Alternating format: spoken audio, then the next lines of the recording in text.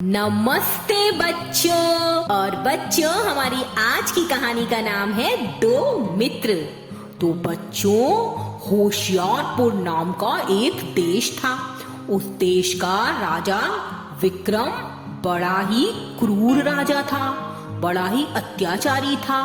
वो लोगों के ऊपर अत्याचार करता था और अपनी प्रजा की सुख सुविधा का भी बिल्कुल ध्यान नहीं रखता था। पूरी प्रजा उससे बहुत परेशान थी, राजा विक्रम से। पर बच्चों, किसी की भी हिम्मत नहीं होती थी कि वो राजा के खिलाफ कुछ बोल सके। बच्चों, इसी होशियारपुर प्रदेश में दो बड़े ही सच्चे और अच्छे मित्र भी रहते थे, राम और श्याम। राम और श्याम दोनों एक दूसरे से बहुत प्यार करते थे बच्चों। बहुत ही नेक दिल भी थे, हर किसी की मदद करते थे और गलत काम को बिल्कुल भी इम्पोर्टेंस नहीं देते थे। और जो गलत काम करता था उसके खिलाफ वो लड़ाई लड़ते थे।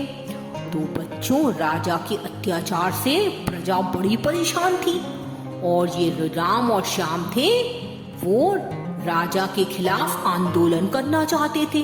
तो एक दिन राम जो था, वो जो गरीब लोग थे उनको भाषण दे रहा था, उनको समझा रहा था कि राजा के अत्याचारों के अगेंस्ट उनको कैसे आवाज उठानी चाहिए।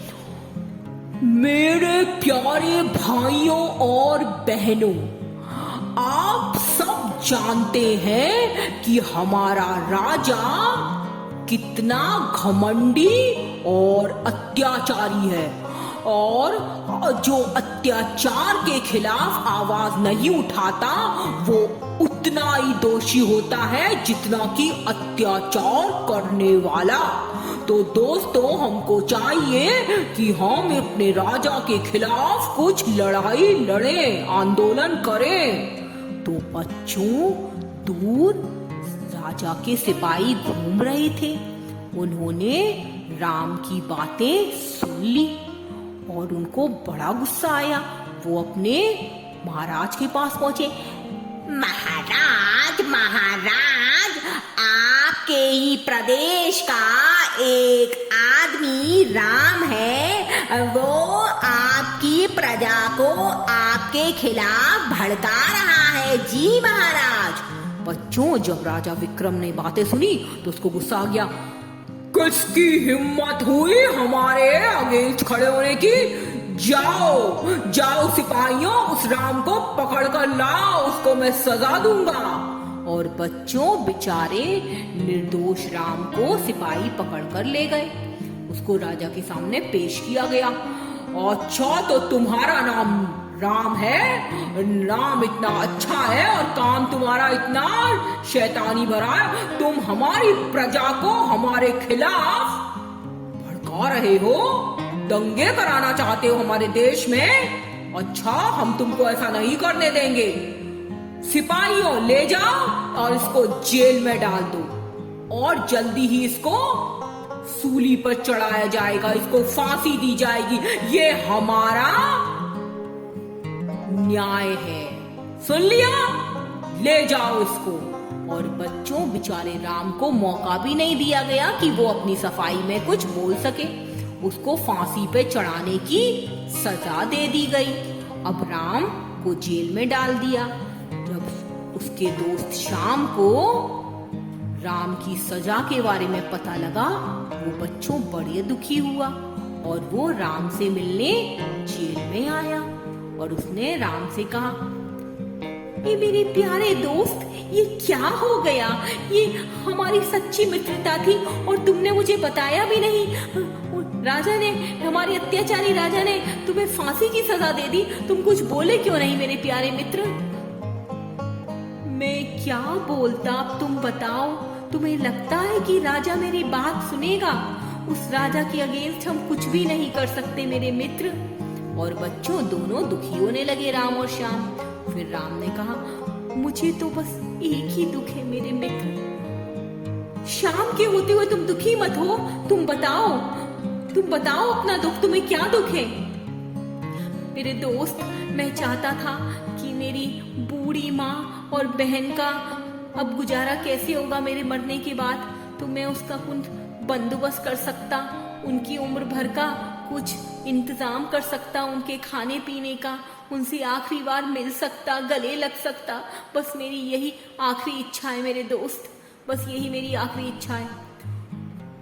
तुम चिंता मत करो मेरे प्यारे राम, मैं राजा से जाके बात करूंगा, राजा से कहूंगा मैं कि वो तुम्हारी आखिरी इच्छा जरूर पूरी करें। और बच्चों, शाम अपने मित्र राम की आखिरी इच्छा राजा को सुनाने के लिए महल में गया और राजा से बोला, महाराज, मेरा दोस्त बेगुनाह है, निर्दोष है, फिर भी आपने उसको फांसी की सजा दी है, पर एक आप उसकी आखिरी इच्छा तो मान सकते हैं ना महाराज। महाराज, मुझे आपसे पूरी आशा है महाराज। अच्छा, क्या चाहता है तुम्हारा ये दोस्त, बताओ। महाराज, वो चाहता है कि वो अपनी बूढ़ी माँ और बहन का आखिरी में कुछ इंतजाम कर सके, जिससे कि उसके मरने के बाद उनको दर दर की ठोकर ना खानी पड़े, घर में उनको खाने पीने का कुछ बंदोबस्त हो सके जीवन भर के लिए। महाराज, बस वो इतना चाहता है, तो क्या आप उसको कुछ समय के लिए छोड़ सकते हैं? हाँ महाराज, बताइए, क्या आप उसको थोड़े दिन के लिए रिहा कर सकते हैं? अच्छा, जो हम उसको रिहा कर दे जिससे कि वो भाग जाए? नहीं महाराज, मेरा दोस्त बहुत ही ईमानदार और अच्छा व्यक्ति है, वो नहीं भागेगा। अच्छा, हम कैसे विश्वास करें? अच्छा महाराज, मैं ऐसा करता हूँ, आप थोड़े दिन के लिए मेरे दोस्त को जाने दीजिए उसकी माँ और बहन से मिलने। जब तक वो नहीं आएगा, उसकी जगह मैं रहूंगा जेल में महाराज, मैं रहूंगा। अच्छा अच्छा, इतना अच्छा मित्र है वो तुम्हारा कि तुम उसके लिए उसकी सजा काटने को तैयार हो गए। अच्छा, बड़े मजे आएंगे, बड़े मजे आएंगे। तो भाई ऐसा है कि एक सौदा करते हैं, अगर तुम्हारा मित्र 1 महीने के अंदर वापस नहीं आया तो जो उसको फांसी की सजा मिलनी है वो तुम्हें देंगे हम। याद रखना, फिर कुछ ना बना। हाँ जी महाराज, मुझे मंजूर है, मुझे आपकी सारी शर्तें मंजूर है महाराज। आप मेरे मित्र को जाने दीजिए, कृपया करिए महाराज, हम पर कृपा कीजिए। और बच्चों, राजा ने राम को छोड़ दिया और उसकी जगह शाम को जेल में डाल दिया। और बच्चों, राम चला गया अपने घर अपनी बूढ़ी माँ और बहन से मिलने के लिए। इधर बच्चों 1 महीना बीत गया और राजा बीच में उनकी दोस्ती के बारे में पता कर रहा था शहर वालों से, तो उसको पता लगा कि दोनों तो बहुत ही सच्चे मित्र हैं। पर जब 1 महीना बीत गया और राम वापस नहीं आया जेल में, तो राजा एक दिन पहुंच गया जेल में शाम से मिलने और शाम से बोला, मूर्ख आदमी, देखा तूने, 1 महीना बीत गया, तूने तो अपने मित्र के लिए अपनी जान खतरे में डाल दी और देख, तेरा मित्र भाग गया, तूने उस पर कितना विश्वास किया। अब नहीं आएगा वो, और अब मौत की सजा तुझे मिलेगी, तुझे फांसी पर लटकाया जाएगा तेरे दोस्त की जगह। बड़े मजे आएंगे, मुझे तो बड़े मजे आएंगे। बड़ा विश्वास था ना तुझे अपने मित्र पर। जी महाराज, मुझे अपने मित्र पर आज भी विश्वास है। मुझे पता है वो जरूर किसी काम में फंस गया होगा, इसीलिए नहीं आया है, वो नहीं तो जरूर आ जाता। अब मेरे को कोई चिंता नहीं है महाराज, आप चाहे तो मुझे फांसी लगा दीजिए मेरे मित्र की जगह। महाराज, मेरा मित्र बहुत ही अच्छा है, मुझे उस पर पूरा विश्वास है। वो तो हम लगाएंगे ही तुझे फांसी। सिपाहियों, चलो ले चलो इसको पकड़ कर, बड़े मजे आएंगे, अपनी मित्र की जगह इसको फांसी पर चढ़ाया जाएगा। और बच्चों, सिपाही उसको ले जाने लगे। तभी पर राम वापस आ गया बच्चों और अपने मित्र से बोला, अरे मेरे प्यारे मित्र, मुझे माफ कर दो, मैं माँ के लिए इंतजाम कर रहा था, इसलिए मुझे देर हो गई। मैं बहन का ब्याह रचा रहा था, इसलिए मुझे थोड़ी सी देर हो गई, मैं उनका इंतजाम करके आया हूँ। अब मैं अपनी सजा लूंगा भाई, मुझे माफ कर दे भाई, मेरे को तो आने में थोड़ी सी देर हो गई। महाराज, आप भी यही है महाराज, मेरी सजा आप मुझे दीजिए, मेरे मित्र को अब छोड़ दीजिए, मैं वापस आ गया हूँ महाराज। अच्छा भाई, तुम तो बड़े ईमानदार निकले हैं, तुम दोनों की दोस्ती तो बड़ी ही जोरों शोरों से चल रही है। क्या बात है, हमने तो आज तक तुम्हारे जैसे मित्र नहीं देखे। एक ये तुम्हारा मित्र है जो तुम्हारी जगह पे फांसी चढ़ने को तैयार हो गया, और एक तुम हो, जान छुड़ाने का मौका मिला था जेल से बाहर निकलने का तो तुम भागे ही नहीं, अपने मित्र की चिंता में वापस आ गए। ओहो, ऐसी तो भाई हमने ऐसी दोस्ती तो आज तक देखी नहीं है। कमाल ही कर दिया, तुम हमारे राज्य में ही रहते हो। जी महाराज, हम आपके ही राज्य में रहते हैं। ये राम है और मैं श्याम हूँ। बड़े ईमानदार और सच्चे दोस्त हो भाई, मानना पड़ेगा। तुम्हारी दोस्ती के तो हम भी कायल हो गए। कुछ तो अब हमें करना पड़ेगा तुम्हारे लिए। हम बड़े खुश हुए तुम्हारी दोस्ती से, और अब हम ये ऐलान करते हैं कि हम तुम में से किसी को भी फांसी नहीं देंगे। हम तुम दोनों को रिहा करते हैं। जाओ जाओ, अपने घर जाओ। जी महाराज, आप कितने अच्छे हैं महाराज, आप कितने अच्छे हैं। आपका फैसला सर आंखों पर महाराज। महाराज, हमें आपसे एक बात करनी थी। अच्छा बोलो।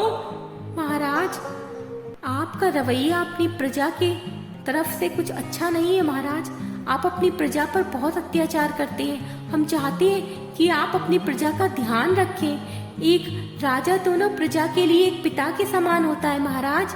तो आप अपनी प्रजा का ध्यान रखिए महाराज, आप उन पर अत्याचार मत किया कीजिए।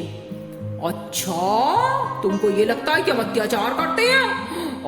तो ठीक है, ऐसा करते हैं कि तुम दोनों को अपनी मंत्री बना लेते हैं। आज से अपना सलाहकार बना लेते हैं। तुम यहीं रहो, हमें तुम जैसे होशियार और ईमानदार लोगों की जरूरत है अपनी महल में, जो हमको सही सलाह दे सके।